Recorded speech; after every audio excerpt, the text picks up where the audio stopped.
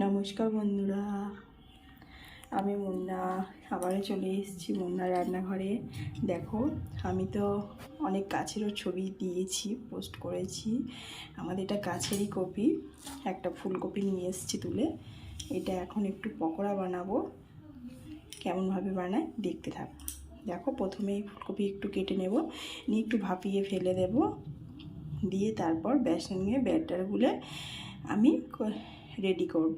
তোমরা দেখতে থাকো। দেখো, ওই ফুলকপি থেকে কয়েক কোয়া আমি ছাড়িয়ে নিয়েছি, নিয়ে আমি এরকমভাবে আমি কেটে নিয়েছি। এবার এগুলো একটু হালকা ভাপিয়ে নেব।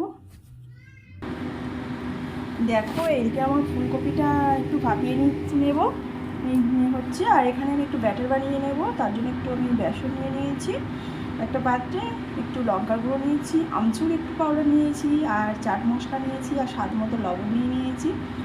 আমচুর আর চাট মশলা দিলে কী হয়, একটু টেস্টি বাড়বে। দেখো, এবার এটাকে একটা ব্যাটার বানিয়ে নেব।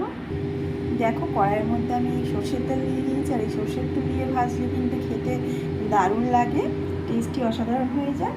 আর দেখো, এখানে ফুলকপি আমার সিদ্ধ হয়ে গেছে, এখানে আমি ব্যাটারটা রেডি করে নিয়েছি। এবার শুধু কড়াইয়ে ছাড়ার অপেক্ষা।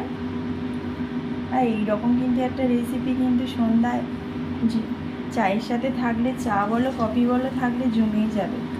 দেখো, আমি এইরকমভাবে একে একে আমি ছাড়তেই থাকবো। দেখো, কড়াইয়ের মধ্যে দিয়ে দিয়েছি, এরকমভাবে আমি ভেজে নেব।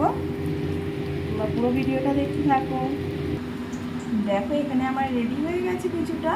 আর এখানে দেখো, কড়াইতে আমি ভাজছি, আর খেতেও কিন্তু সেই টেস্ট হয়েছে।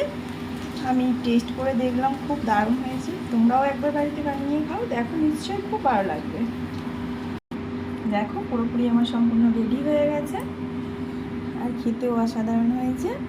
আগেকার দিনে তো মা ঠাকুমারা এইরকমই বানাতো, দারুণই হতো, ওনাদের কথা আর কোনো হয় না। আর তোমরাও চটপট বানিয়ে ফেলো। আর ভিডিওটা ভালো লাগলে অবশ্যই একটা লাইক কমেন্ট শেয়ার করো, আর নতুন বন্ধু হয়ে থাকলে একটা সাবস্ক্রাইব করো। আজকের মতো টাটা।